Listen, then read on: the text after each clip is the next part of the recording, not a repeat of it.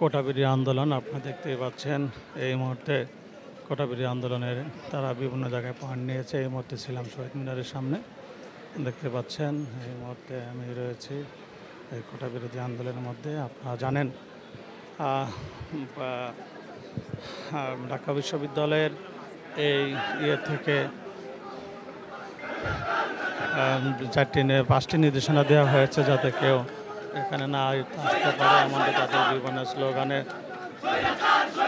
তাদের এই বিভিন্ন স্লোগানে মুক্ত হয়ে গেছে এই ঢাকা বিশ্ববিদ্যালয়ের এই শহীদ মিনার ভেদ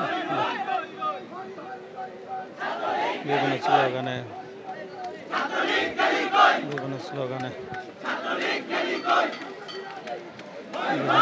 মুক্ত হয়ে গেছে এই শহীদ মিনারের এই উত্তর।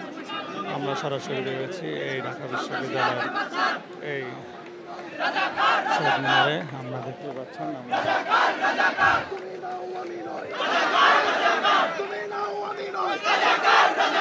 স্লোগানে